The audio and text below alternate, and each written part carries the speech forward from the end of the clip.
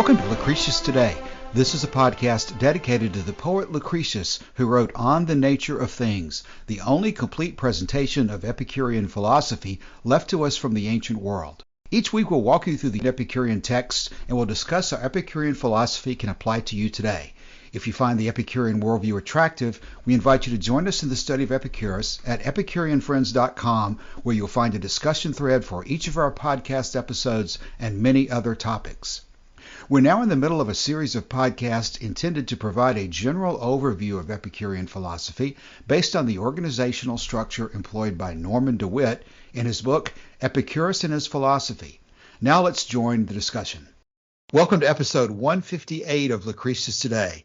We're continuing to go through Chapter 7 of Norman DeWitt's Epicurus and His Philosophy, and Chapter 7 is entitled The Canon, Reason, and Nature. We've spent several weeks going through the first part of it, and we may be able to conclude it today. We'll have to see as we go forward.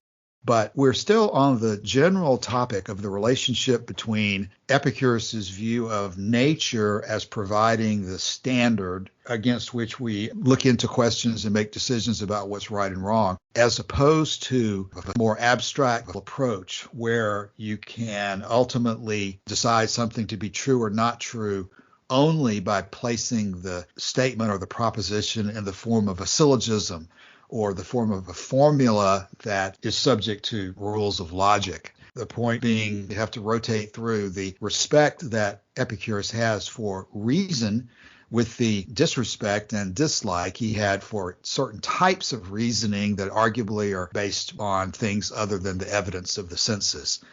And so there's a lot of subtlety in some of these positions, but I do think that it ultimately boils down to an extremely important point. And I'm thinking back to something that Emily Austin said in our recent podcast interview with her, that ultimately Epicurus doesn't really think that it's necessary to be so abstract in reasoning through things in a very complicated way. Ultimately, Epicurus took the position that pleasure is to be desired and pain is to be avoided, is like the idea of snow being white and sugar being sweet. It's things that are just so obvious that they don't need, and in fact can be confused by, overly complicated logical reasoning. But Epicurus was a philosopher in ancient Athens, and just like today, there are many people who are interested in the details of very complicated logical reasoning about questions in philosophy. And I would say that the way you reconcile this is that there's sort of a basic truth, which is that sugar is sweet, snow is white, pleasure is desirable, and pain is undesirable. Those things are so basic that someone who doesn't have a lot of confusing influences in their life, that's largely what they need to know right there. And they don't have to know the details of what we're talking about right now. But if the person has been educated in an environment where there's a lot of argument about philosophical questions with skepticism and Platonic idealism and so forth, and they've learned that Plato and these other philosophers have said that it's impossible to have knowledge of anything and that there's no way to live your life without becoming extremely familiar with geometry and other abstruse subjects that are very difficult and very few people are going to be able to master. I should not omit, if you've been brought up in an environment where you've been told that God gives direct revelations to some people and not to others, then you have to pray for things and everything's unclear in terms of your relationship with divine beings that are controlling your life. If you've been brought up in those kind of environments, you need to know the arguments that can help you understand why those arguments are not correct. And so there's a basic truth in Epicurean philosophy that's really very simple and direct. But there are also parts of Epicurean philosophy where he addresses these very complicated questions that have been introduced by Plato and Pyrrho and others, and provides answers to those people who are interested in those questions. And that's the section that we're working through right now. In the next chapter, we're going to be going even further. But right now, we're still at the very big picture. Epicurus is emphasizing that nature through the senses gives us all the information we need to run our lives in an intelligent way and to live happily. And that there are certain ways that you can understand that that is the case if you are confronted with arguments against you. And those arguments are what we're dealing with right now. Josh. Okay. What I'm going to do here is I'm going to try and summarize just about everything on page 125 by taking the middle paragraph on that page where DeWitt says, Three kinds of reason are thus recognized. First, a dependable kind, that proceeds by deduction from first principles. Second, an inferior kind that proceeds by analogy from the visible to the invisible and is subject to correction by the former, that is, the dependable deduction from first principles. Third, ordinary human intelligence, which is normally automatic and hence fallible and is subject to correction by the volitional intelligence, which is those other two kinds. There's a fourth kind of reason here that doesn't exist in Epicurean philosophy, but it is present in nearly every other philosophy of the ancient world. And it's because of that difference, that unique choice that Epicurus made to leave that kind of reason out of the equation, that so many people thought that he was just fit for ridicule. And the kind of reason that he leaves out of the equation is the kind of reason that people like Plato or maybe the Stoics with their logos talk about, the reason that does not exist in the human mind, but exists in nature. Right. Reason that is the motivating principle of nature. Reason that is sort of a world mind is a word he uses, like an oversoul. That was Ralph Waldo Emerson who used that expression. But the idea that there's this logos out there, there's this reason out there in nature. And if you want to be happy as an individual, you need to live your life in accordance with capital R reason in nature. It's that kind of reason that Epicurus decisively rejects. He does not see a guiding reason in nature as being something that is productive for humans to learn from or look at and to try to model their lives on. He comes down with a much simpler solution, which is simply pleasure as being the good. Joshua, you're echoing what DeWitt had said previously, where he said, it will be observed that the incorporeal, eternal, and unerring reason of Plato and Aristotle is eliminated, but the purely human mortal reason remains. Yeah, that would have been a far better way to express it. Well, no, as usual, DeWitt says the same thing in many different ways in many different places, which is something I kind of observed that Epicurus and Lucretius seem to do as well. It's never good enough to say it once when you can say it 4 times, it seems like, in some of the Epicurean presentations. But yeah, I think the point you just made is exactly why we're talking about this material. If you get the idea that Epicurus rejects all logic and all reason, then you're wrong. If you get the impression that Epicurus says that logic and reason are never useful, that's just not what he's saying, because he spends a lot of time making elaborate logical arguments in response to these other philosophers who are saying bad things about the Epicurean approach. And so if those ideas don't really interest you, the Epicurus is saying it's okay that you not pursue these issues. But the reason that they don't interest you better be that they're not incorporated in your mind already. Because if these presumptions about divine beings and it's never possible to know anything and that the senses are deceptive and that they're always trying to trick you, if those ideas have been taught into you in an early age, you really do need to take the time to examine them and think about them so that you can see the potential problems or the actual problems with those positions. There's a group of people, it seems to me, who think that this epistemology discussion is not relevant and it's something that they don't really need because these issues don't bother them. Like a person who's raised in a non-religious setting and doesn't constantly worry about going to hell or that God is going to be displeased with them and so forth. The person who doesn't have those issues doesn't need to spend a tremendous amount of time on the history of the Catholic Church or the history of religion.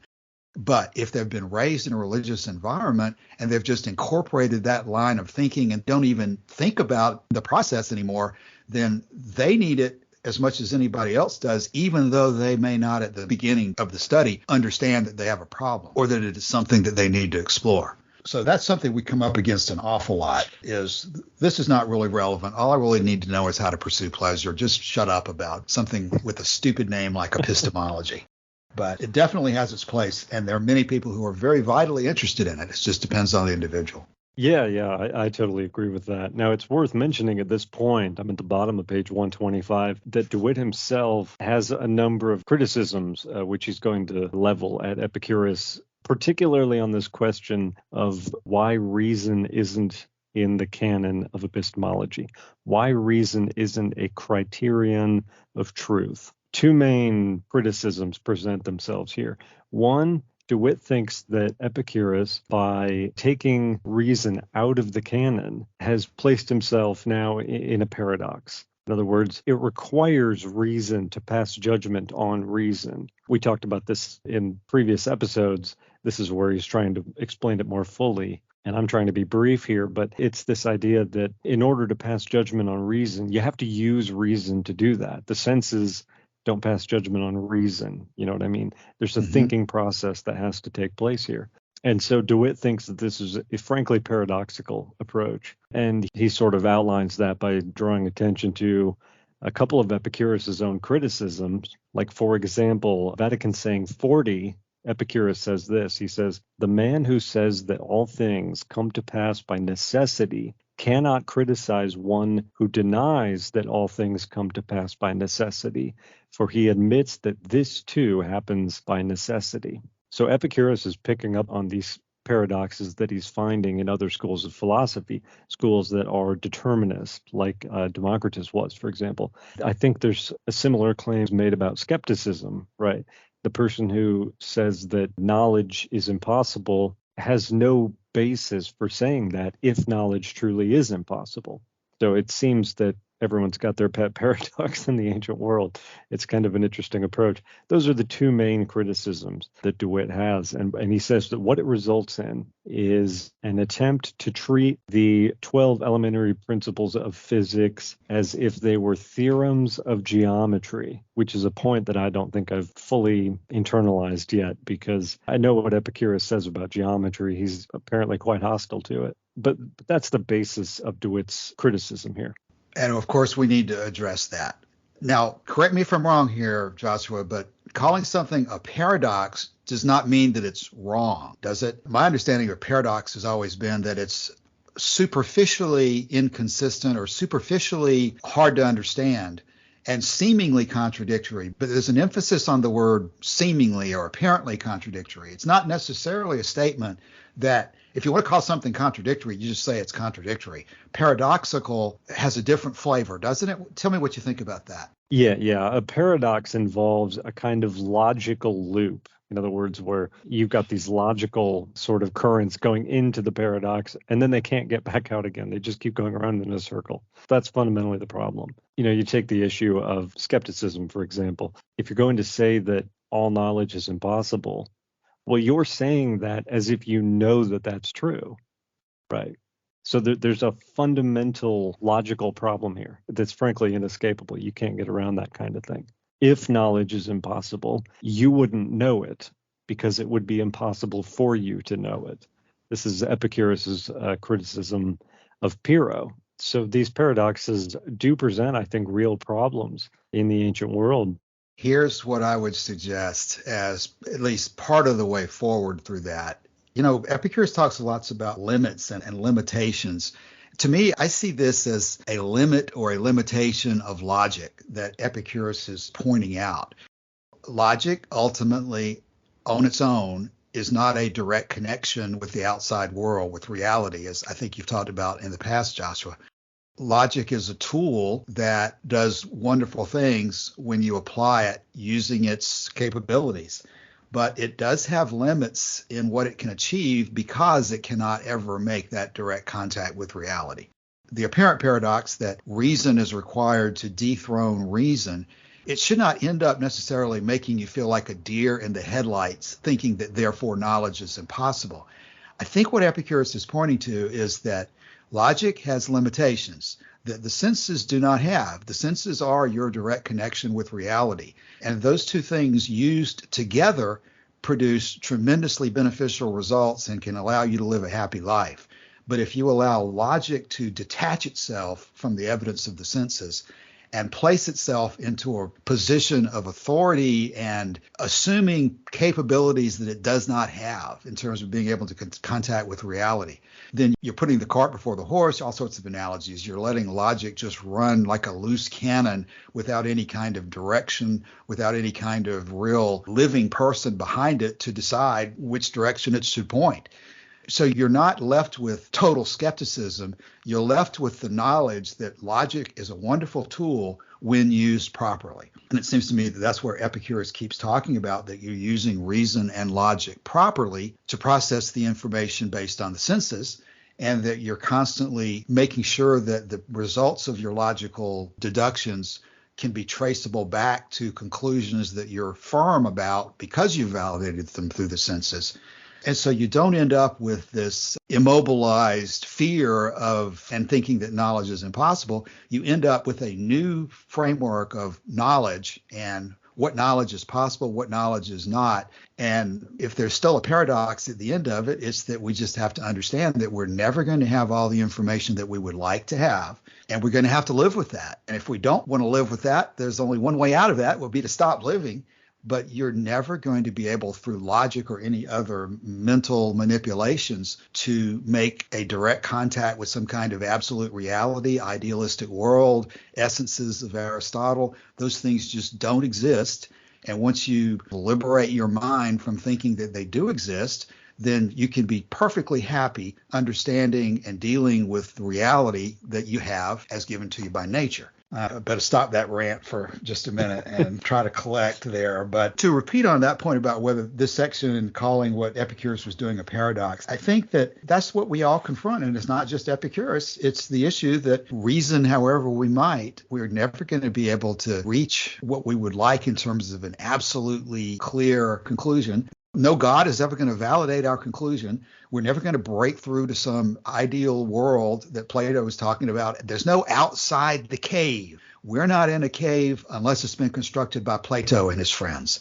And there is no outside world that Plato has the key to, that he can open our chains and open the bars of the gates and let us out through geometry into some real world. That just is a fantasy, and it doesn't exist. And it's every bit as fantastic and non-existent as those in religion who say that there's a heaven and a hell, that that's the true reality, and God is just waiting to show it to us if we would just read the Bible more or read the religious texts more closely. That we immerse ourselves in the Word, and that's the way to understand things. That's very similar, it seems to me, to telling you that geometry is the key to a world of ideal forms. There's these people who want to tell you that there's another world out there, this analogy where Nietzsche was criticizing the idea that there's a true world. There is not a true world beyond this one. There is only this world. So that would be the direction that I think I would personally attempt to defend Epicurus on this position. And it's a very important issue to understand, because that is a lot of the criticism from the other philosophical schools against Epicurus for the last 2,000 years. He's rejecting the whole framework of their analysis when he says that their logic is incapable of showing us some world outside of this one. He's rejecting their entire framework, and they don't like it. And they hit back and ridicule him for taking this position. And what DeWitt says at the end of this section is exactly on point with what you're talking about there. He says that he gives Epicurus credit for at least ruling out the divine reason as being any kind of a worthwhile approach. And he says the elimination of the divine reason entails a curious logical consequence. He says the universe is split in two. This is kind of a weird framing device that he's using here, but he says the terrestrial and the extraterrestrial regions, the terrestrial, meaning Earth and its environs, become anthropocentric, since the human sensations, anticipations, and feelings are the norm. The latter is left impersonal and non-purposive, being governed by natural laws. He says Plato's universe, on the contrary, is undivided, being completely theocentric and ruled by the divine and incorporeal reason. He goes on to say, in the terrestrial sphere, Epicurus approximates to the position of Protagoras, who said, man is the measure of all things, of things that they are, of things that are not, that they are not, while Plato holds the position that it is God that is the measure of all things. It seems to me that what we come down to very often when we have conversations like this, Cash, is finding that 80% mark, right, between confidence and certainty. This, for me, is the way to get around all these paradoxes is, I don't have to be 100% certain all the time. That's a lot of what you were just describing in what you were saying just a moment ago. But if I can reach a position of confidence, I think in the letter to Menoikeus, Epicurus has a Greek phrase which he uses to describe this, which is like, I'm trying to remember how Don said it now, pistoi bibion or something, which is simply confidence of our knowledge. That seems to be, if you can get a working confidence that most of what you think you know is true, and that you can work on the stuff that you don't know and hopefully get that into the no column without having to have any certainty on the basis of divine reason, that seems to me to be good enough anyway. Yeah, you ended on the point I was about to make my comment on, Joshua. You said earlier in your statement that you don't have to be 100% certain all of the time. Maybe part of what Epicurus is saying to us is that we should really question whether it even makes sense to talk about being 100% certain any of the time. Maybe that formulation, that 100% certain, maybe that itself is part of the problem, almost in a religious sense, that the people who take the position that God tells us what truth is, the Bible says that I believe it, that's all I need to know, that kind of approach. People want to say that knowledge requires validation by a God or validation by some kind of a stamp of 100% certainty, almost like a UL seal of approval on an electrical cord or something like that. But the idea that it is possible to be 100% certain, I think, has to be examined and determine what somebody really means when they say that. Because there is no God who's going to guarantee that the water that you take in temperature down to 32 degrees is going to freeze. We know that it freezes generally at 32 degrees Fahrenheit for our American audiences because of our experiences and so forth. And we will eventually take confidence that when the conditions are the same, those results will be repeated. But I think this almost relates to the issue of fate and so forth within Epicurean philosophy, is that in the end, we're confident that water will freeze at 32 degrees because of our experiences and our understanding of the nature of water and temperature and so forth. We're not certain that it's going to freeze because God is going to require it to freeze. And we're not 100% certain that it's going to freeze because there's some ideal world that we're in touch with when we freeze water. We're confident because of our experience and our observation that the conditions that we're looking at are similar to those that we've seen in the past. And it seems to me that's all that anybody could ever do. And that's what Epicurus is pointing out, and why he points out that the senses are so important and logic has its limitations. There's this whole issue of what certainty really would mean. When you say you know something, does that mean that you are 100% certain of it in some mystical way when you say you know something? It seems to me that the whole area of thought has been so corrupted by the religious perspective or this academic abstract logic perspective that Plato and these other guys have promoted, that you have to just step back and even think about your own terminology and the way you're thinking about the whole subject of knowledge and certainty and confidence and so forth. Epicurus is trying to strip away that corrupt form of false reasoning about what certainty or knowledge means, and he's trying to show you that you can have confidence in an alternate construct of those same terms, almost like the God situation. Epicurus obviously doesn't believe in supernatural, omnipotent, omniscient gods like religions suggest, but he does use the word gods on a regular basis. And there are a number of instances in Epicurean philosophy where he's taking a term and he's using it in a way that makes perfect sense when you understand what he's saying, but seems to be paradoxical to us because we come at things from such a different perspective because of the way we've been brought up. So it seems to me that's the direction we're talking about and why this is also important. Okay, so under the section ridicule, we have the rather ambitious project of finishing this chapter today. So I'm trying to be brief and summarize what's going on here. But the purpose of this section is for DeWitt to explain what the response was to the canon that Epicurus sets up for how we know what is true. And he actually says in the first sentence that it is a tribute to the merit of the canon that the chief weapon employed against it by critics was ridicule. He says that to have set up a criterion of truth in place of reason, if not impious or sacrilegious, was at least heretical and outrageous. And he goes on to say, few concepts are so flattering to the vanity of mankind as the hypothesis that the possession of reason exalts it above the brutes and offers it an affinity with the divine. When you read about the reception of Darwin and his Origin of Species in 1859, I think, people are so thoroughly offended by this book because it seems to strip away everything that they think makes them important. And that's kind of the uptake here, is that, nature doesn't see you as important, that nature doesn't see you as anything. You're just another animal on another planet. This is Epicurus's philosophy here. The universe is infinite, it's endless, it's eternal. And so it's quite possible to describe ourselves in a way that would be very minimizing. I don't know that it's necessarily healthy to do that, but it would be true to the facts to describe it in that way. And so, of course, for centuries after Epicurus, you've got people like Plutarch and Cicero and these other guys who are very, very put off by some of what he's saying here. And then DeWitt says, Plato's mysticism, and he says, part of its charm consisted in a vague self-pity for the soul imprisoned in the body.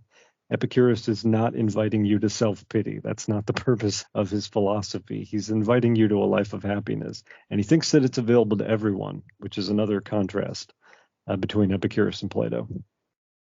A couple things in what you just said there, Joshua. You remind me of, again, something else that Emily Austin discussed in her interview with us recently about the issue of whether we're animals or not. That seems to be a major point of criticism. I believe Cicero is recorded as trying to ridicule Epicurus to say that we're just cows in the field and that kind of thing. And so that's a very loaded type of argument, but I think it has to be addressed. And it's a powerful argument that people identify with. Nobody wants to think that they're just the same as a worm or as a monkey or as a dolphin and just have a little bit more brain power than the dolphin. But in the end, we are natural creatures just like those animals are.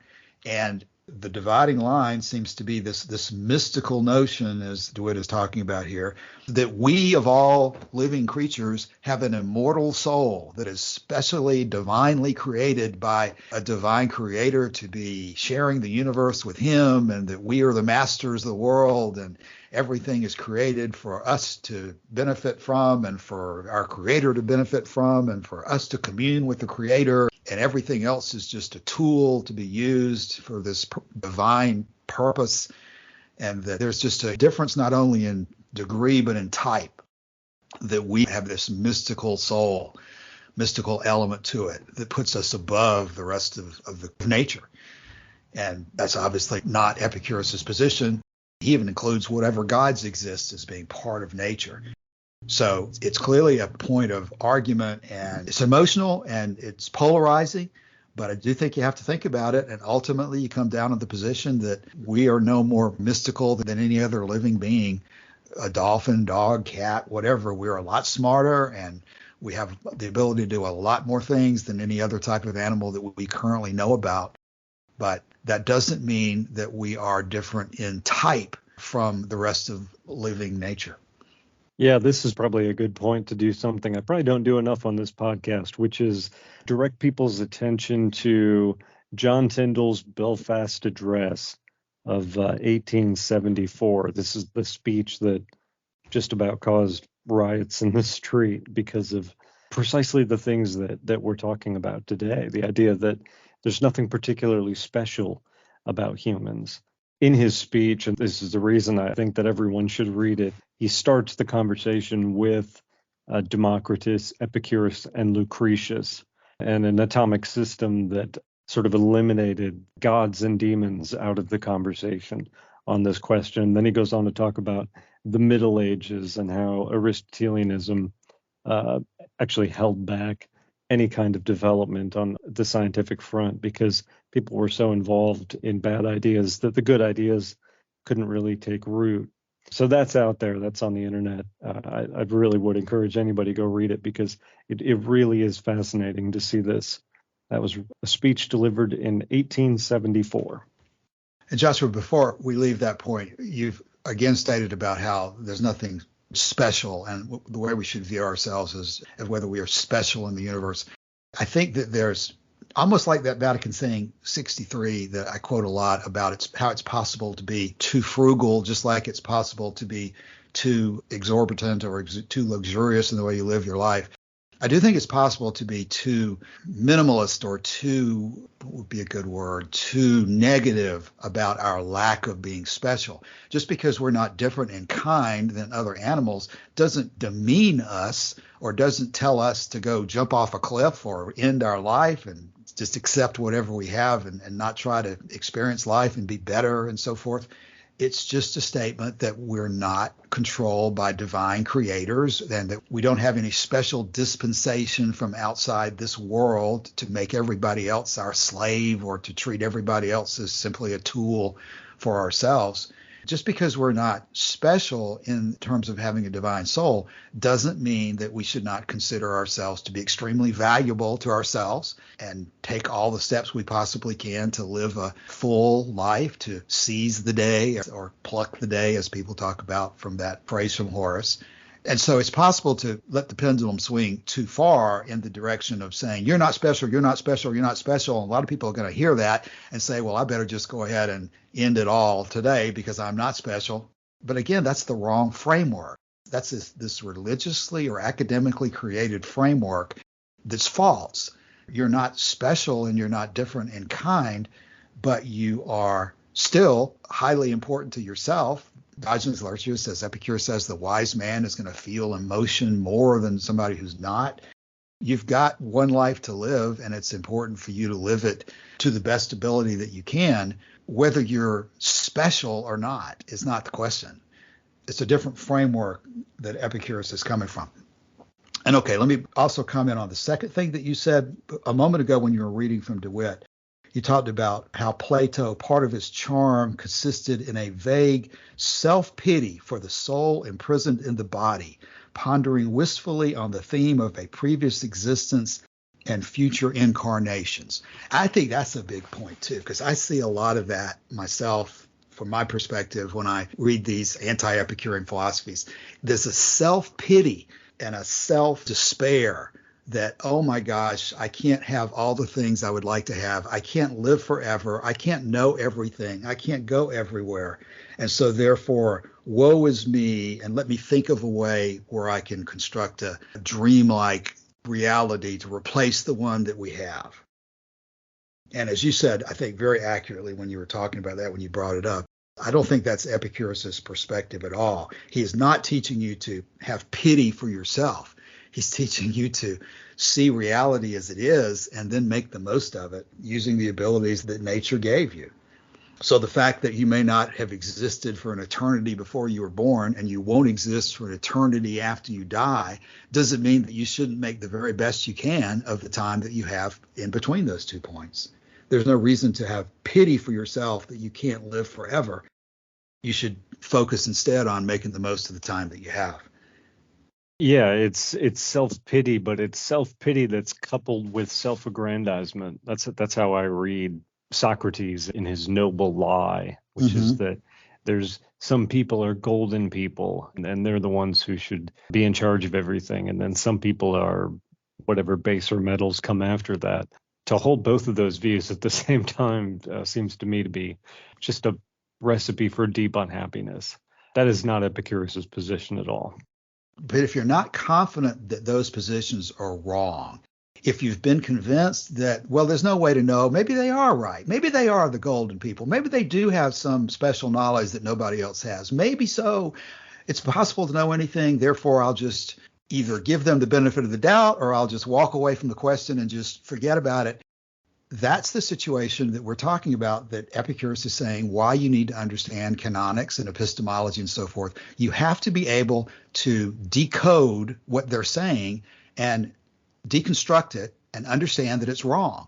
And if you don't confront it, if you just say, well, these guys are full of bull, but I don't know why, then you're not going to have as much confidence to reject their positions as you would if you understood what Epicurus is telling you. I would think that's one of the reasons why this is so important.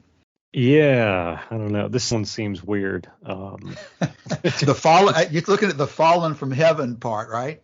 Yeah, it seems so out of place, but then again, fallen from heaven, it should be out of place. So I'm going to read it anyway. DeWitt says here, the language of Epicurus sometimes swerves toward poetical diction, and in one of his more enthusiastic moments, he seems to have been moved by gratitude to blessed nature to characterize the canon as fallen from heaven, as if it were a holy palladium. The palladium was a wooden statue of Pallas, who was the Trojan equivalent of Athena, that was said to have fallen from heaven after the founder of Troy prayed to the gods and was venerated thereafter. I think there's stories about how it was carried out of the city during the Trojan War. I can't remember that very well. So the idea that the canon was fallen from heaven is an interesting way to look at this, and something probably that people in the ancient world thought was ripe for mockery and ridicule. He says, Plutarch, who employed part of his leisure in digging up old slurs out of the archives, wrote scornfully, it was not because Colotes had read the heaven-descended canons that bread was perceived by him to be bread and fodder fodder. In other words, he would have figured that out without Epicurus's help, seems to be what Plutarch is writing there. But this goes back to something, Cassius, that you were saying a little bit ago, which is, of course, there are people who aren't interested in questions like the questions that we're trying to address, the questions of epistemology and canonics that DeWitt is describing here. But if you don't have that foundation, then you seem to open yourself up to any kind of bad idea. And just when you were talking about the fallen from heaven, it seems to me that's not entirely different from the Vatican saying about give thanks to blessed nature that she's made what's good easy to get and what's bad unnecessary. As usual, I'm butchering the exact language. But there is this idea in Epicurean philosophy of gratitude and of an emotional response to people who are your benefactors. In fact, we have a thread going on the forum this morning about the issue of another Vatican saying, I think is relevant to that, the issue that reverence for the wise man is of great benefit to the person who does the reverencing, something to that effect. There is this theme in Epicurus that not only should you just intellectually assent to, okay, this does make sense, it's correct, like it's a mathematical proposition, like it's 1 + 1 = 2. Okay, 1 + 1 = 2. That's something we have total confidence in. We don't worry about that. But do we have an emotional attachment to 1 + 1 = 2? I don't know that we really do or that we really should. But arguments back and forth. I mean, you've got, again, Plato's cave analogy. If Epicurus is essentially the true deliverer of those people who are chained inside the cave from the construct that Plato has created, it's almost like he's somebody liberating prisoners from a prison or saving in wartime when one side has a area that's been liberated by the soldiers of its other side. The people who have been freed or liberated are extremely emotionally appreciative of being saved, of being liberated. And I think it's appropriate to do that. It's not cultish behavior to be appreciative of somebody who gives you a way of understanding that ultimately lets you improve your life tremendously. And so to say it was fallen from heaven, I mean, DeWitt, he's no doubt right that that's poetic diction and a metaphor. Well, metaphor is a word we've been talking about lately, it seems like. And maybe it was even said with a smile, I think, as Cicero talks about Velleius talking with a smile in connection with when Velleius was talking, as if he had just come down from the intermundia with the confidence that's typical of Epicureans that Cicero was criticizing when he wrote that. But if, in fact, your situation is much more unhappy than it could be, and if, in fact, you come into contact with someone like Epicurus and he shows you the error of many of your ways and he allows you to live a much better life, there's a lot of justification for having some emotional appreciation for that relief. I have a feeling that some of my ranting this morning is going to sound in one of his more enthusiastic moments, according to DeWitt's terminology there. The next section is titled Nature as the Norm. This is an idea that I particularly associate with Norman DeWitt. He often says things like nature furnishes the norm for Epicurus. He starts out by talking about this tradition of Ionian science the tradition of philosophy that started with Thales, more or less, on the island of Miletus. This is well before Plato and Aristotle and all of them. This is Miletus, which is in sort of the Eastern Aegean, like a lot of the cities that we've talked about, like Samos, like Lesbos, like some of these islands that seem to be right up next to the coast of Asia Minor, or what we would now call Turkey. So this is really where philosophy as a science of nature started in the Greek world. And so he's talking about that. I don't want to go into all of it, though, but you've got the Ionian tradition that goes on for a while. Most of the pre-Socratic philosophers, Democritus, Leucippus, Anaxagoras, most of these guys are trying to come up with explanations of why things work in nature. What is nature made of? Questions like that. Then Plato comes onto the scene, Plato and Socrates, and sort of completely shift the focus of philosophy. But then Aristotle starts to bring it back, because Aristotle is interested in things like biology, which is important when you're talking about nature. So the upshot of all of this, DeWitt says, he says, the immediate net effect of this was to create a competition between nature and reason for the command of philosophic attention.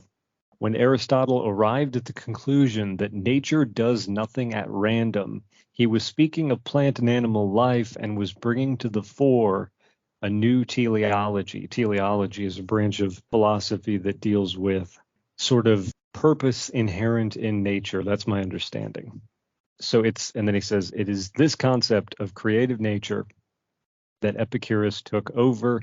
He calls the study of nature by the name physiology, which is that rerum natura of Lucretius, on the nature of things, which includes nature in all manifestations, with the exception of two things that Epicurus is particularly not interested in, one of which is astronomy, which in the ancient world there was a lot of bleed through between astronomy and astrology, and mathematics, for reasons we've talked about extensively in previous episodes. So this whole part here seems to center on what we mean when we use the word nature. Cassius, I almost can't help myself at this point. This is a poem that was written by Robert Frost. It's called Lucretius versus the Lake Poets.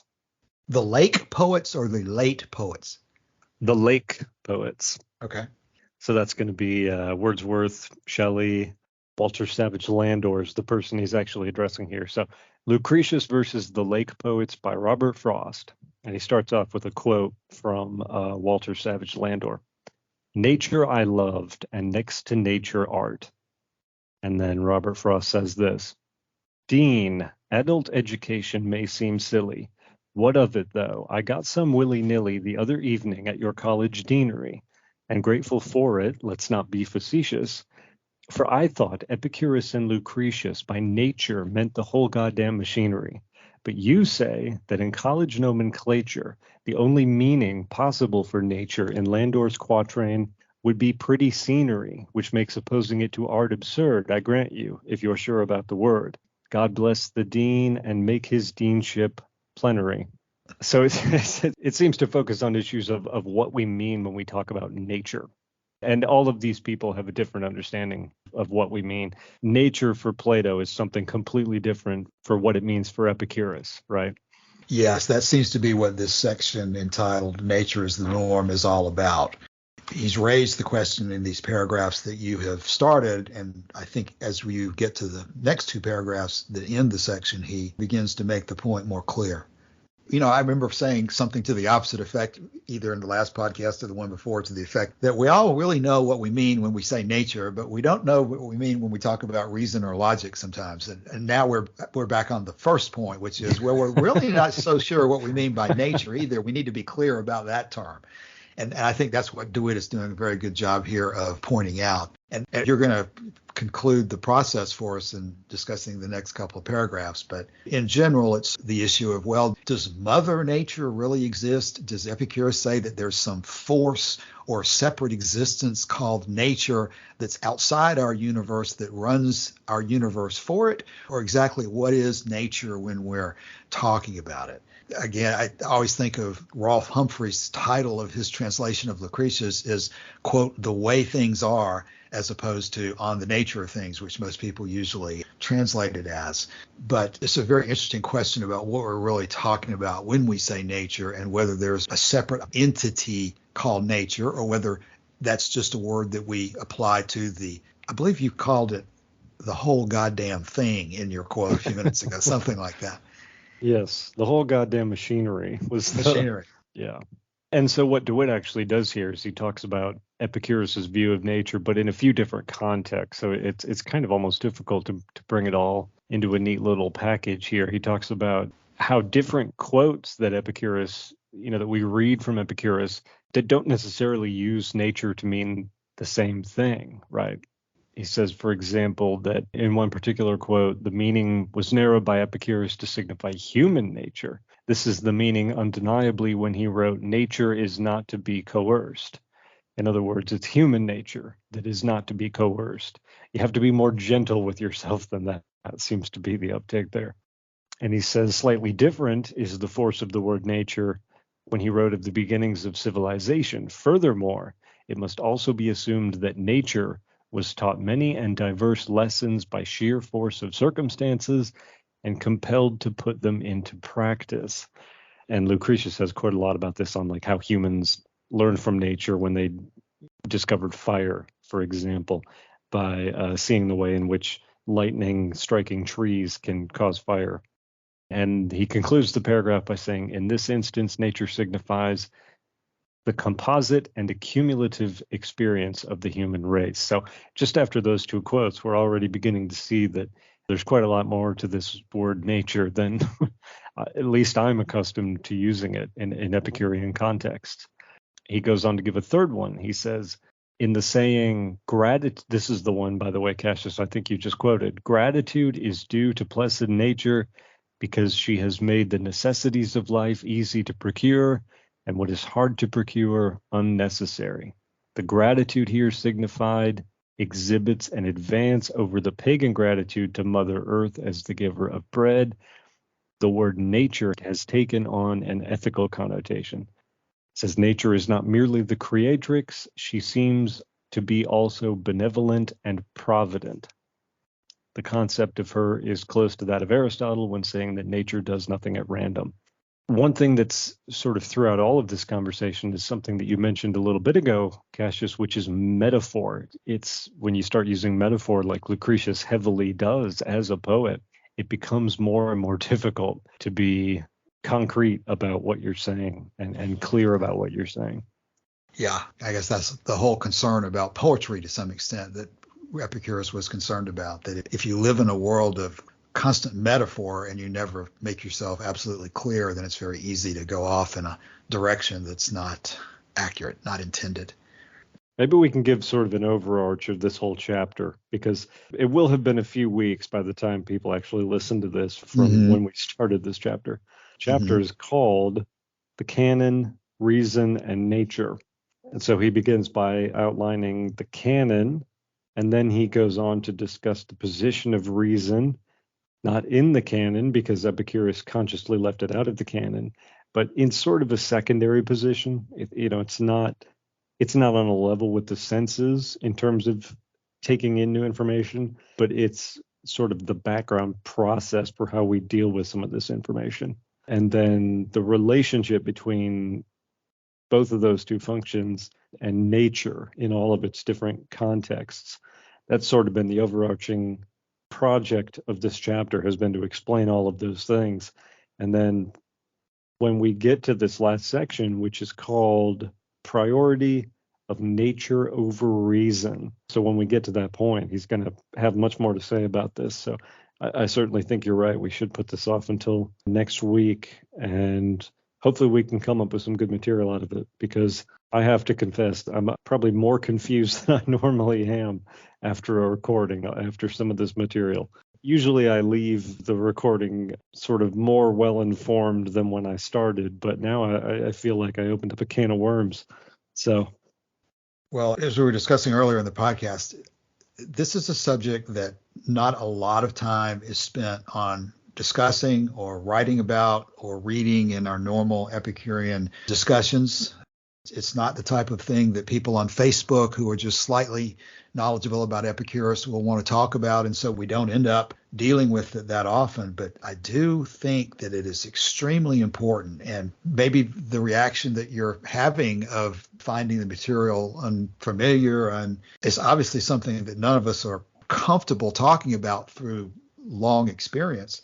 But I think Epicurus thought that this is critically important material. I remember that Diogenes Laertius says that the Epicureans tended to combine this with the physics, which is why there are sections of Lucretius that do specifically address these issues, but it's all kind of mixed together because you're talking about the universe, but you also have to have an understanding of how it is you know anything about the universe. And before you can reach conclusions about how to live, you have to bring together the picture of just what are the basic facts of reality that you're dealing with. What is the nature of things? Once you understand and take a position confidently about the nature of things, then you're in a position to decide how to live. Because if indeed there is a divine creator, if there's divine fire, like the Stoics say, if there's some reason that virtue is a goal in and of itself, then you're going to take that path and go in a totally different direction than Epicurus is suggesting that you should. So you have to start off with an understanding of nature and an understanding of logic and reason and what is possible and what is not in terms of human knowledge before you can make these ethical decisions. One thing I'm reminded of, I've mentioned a couple of times recently, that Lucian of Samosata, his dialogues are extremely interesting to read, and there's the one called Hermotimus, which I recommend a lot and think that is useful for anybody to read because it is a discussion between Lucian as one character and then this Stoic student who he's talking to about the issue of how do you know which path you should follow. You've got all these philosophies and philosophers who are standing on the different street corners and telling you to follow their path. How do you know which one is the one to choose when you don't have any experience with any of them? And how can you really know anything about them without testing them or learning something about each one? How much time should you spend on any particular one before you move to another one? How do you analyze that whole problem of selecting between conflicting claims that are presented to you in life? And in the end, I think Lucian has some very good suggestions about the way to look at that problem and how you should end up in the end being practical and prudent based on just ordinary, we might say, common sense, and not getting too caught up in the logical constructions. Because one of the points that I specifically remember about Hermotimus that I think is so important is that once you start down a particular path and you accept the assumptions that are given to you by the leader of that path, then it's just like any other type of abstract logic. You can build a system that is entirely self-consistent within itself. And once you get started down a particular path on a particular set of presumptions, you can just go on forever.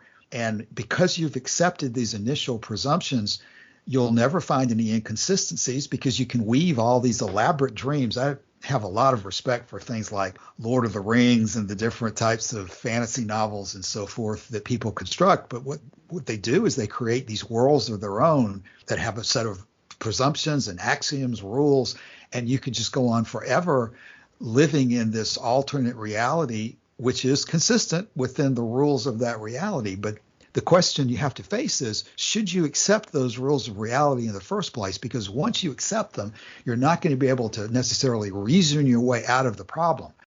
If you spend your life in Dungeons and Dragons, and I don't want to criticize games and so forth because I use those too, but if you spend your life in these alternate reality systems, reason and logic won't get you out of it because the life that you're living in those alternate realities is self-consistent according to those rules that you've accepted at the very beginning. And that's one of the lessons that Lucian gives in Hermotimus, is that you've got to question the presumptions and the system at the very beginning before you get yourself trapped in a logical, as we were talking about earlier, paradoxes and so forth that you have no way of reasoning out of. The only way to escape from those problems of logical circles is to question the assumptions in the first place. And that's something else we've been talking about in the forum recently on the issue of, is Epicurus setting up a cult? Is Epicurus saying that you should reverence him in a way that makes him into a godlike figure? There's something that we today, we're very uncomfortable with approaching anything like that, and we should be. But Epicurus is clearly saying that you question authority and you question the presumptions, and you always use your senses to test the reality of what somebody's suggesting to you before you get caught up in some system that you'll never logically reason yourself out of. Boy, I'm so sorry today for my rants. So why don't we go ahead, Calasini? Yes. Okay, because as I was listening to you talk and you were bringing up Lord of the Rings and Dungeons and Dragons, and I played that game Dungeons and Dragons back in college with a group of friends, but it seems life just goes on with more and more entertainment that is full of fantasy, and it's engaging and people enjoy it, and there's so much that kind of pulls away from the real world. So in some sense, the Epicurean philosophy can point us back to the real world. I mean, we're now on our cell phones, on the internet all the time. So we're in this sort of artificial constructed world right there. And so we're not fully tuned into what's in our environment, what's surrounding us, what's available to our actual senses in our eyes and ears and our bodies. And so it would be interesting to see in what way can Epicureanism point us back to the real world, because I think it really is a problem with people being absorbed in fantasy so much. It's a whole topic of discussion that maybe could go in all different directions. But as people are absorbed in fantasy, they're losing touch with the real world. They're losing touch with how to make sense of life. And then we end up with things like fake news and like, how do we determine what is true? And nobody knows what to make of it. And it's almost like it's the end of civilization because we're just so out of touch with reality.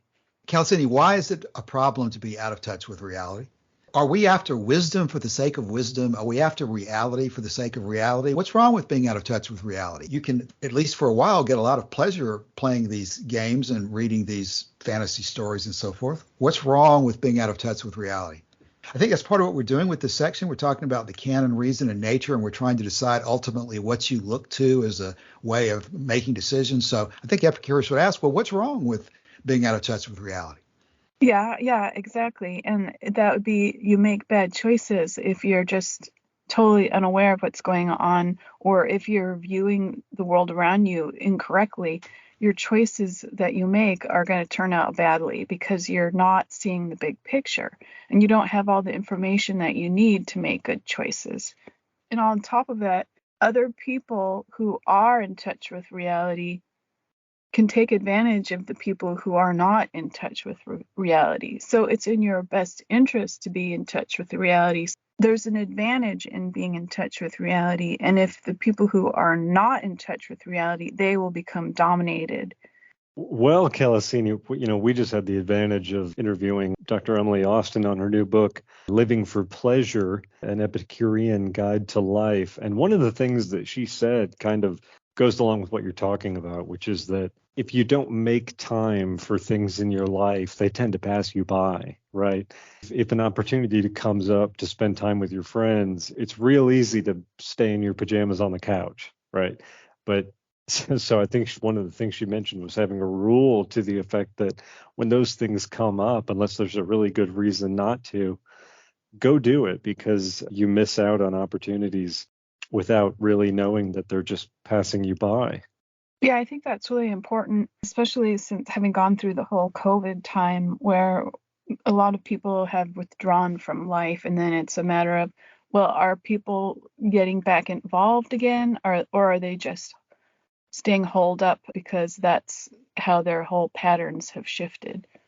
Another thing that I remember you were talking about was the definition of the word nature. That really perked up my ears because I think that's a really interesting investigation to think about. Did it finally come down to there is a sort of respect for, in quotes, Mother Nature, or how was the final conclusion on that with regard to the Epicurean philosophy, especially in Lucretius? Well, we're kind of skipping that for today. That's going to be, I think, the focus of some of what's coming up next, which will be the very end of this chapter. The last 3.5 pages of this chapter deal predominantly with nature as it relates to reason and the rest of the canon. But basically what he's laid out so far is that there's a lot more context that is needed for each individual quote than maybe we might think. Sometimes he's not talking about Mother Nature. Sometimes he's talking about human nature. Sometimes he's not talking about human nature. He's talking about Mother Nature. Sometimes he's not talking about the individual whose human nature it is. He's talking about human nature as a whole throughout a civilization, for example. So that's why I kind of ended the way I did by saying I'm almost more confused now than I was when we started, because DeWitt has not yet brought this all together. And hopefully next week we can get some more closure on this. The last time I felt this confused was when we started reading Cicero and the Torquatus material. I remember the first couple episodes of that. I was just at my wit's end. But, it's a long book that we're dealing with here. We are making progress, but there's a lot to come. So I'm hoping we can get a lot of clarity as we go forward. Yeah, I would echo what Joshua just said. I think next week, Calasini, the section is entitled Priority of Nature Over Reason. And hopefully we'll be able to address many of the aspects of the question that you just raised. We know that Epicurus said that the wise man's fond of the country. And so many of us think when we say nature, we're thinking about birds and bees and trees and grass and that kind of thing, which is definitely a part, I think, of what he's talking about. It goes back to what we were talking earlier, that there's many perspectives and levels of these discussions. There's sort of a basic level in which it's easy to understand, as again, Emily Austin was saying, it's easy to understand. Pleasure is desirable, pain is undesirable. Snow is white, sugar is sweet, things that don't need elaborate explanation. You can just point to them and people understand them. There's that aspect of the emphasis on nature. But then there's also a deeper level. If you're into the philosophical debates, you've got the Stoics, for example. They were super nature lovers. They said nature is so important to them, and living according to nature, you'll see all throughout Stoicism. But it's a very different meaning, because their interpretation of nature is all sorts of divine fire and theologically motivated and oriented things. And the Epicurean view of nature is very different. And in this case, actually, what we're talking about in this canonic section is a different level of discussing nature. It's this issue of, in your thought processes, do you ultimately look to what some people would say is artificial rules and formulas and geometry and these constructions of the mind that appeal to us as being very organized and logical? Do we have the ability to look to those methods for the ultimate answers to our questions about life? Or do we take a more basic approach and listen to our feelings and the natural faculties that nature has given us? And do we try to put it all into one coherent package that leads us to those answers? And so there's a basic level, there's an advanced level, there's many different perspectives. But until you begin to grapple with some of these questions, I think Epicurus is saying you're not going to be able to withstand, again, the arguments of Lucretius near the beginning of Book 1 about how many dreams the priests will weave to try to distort your knowledge and make you lose confidence in your senses.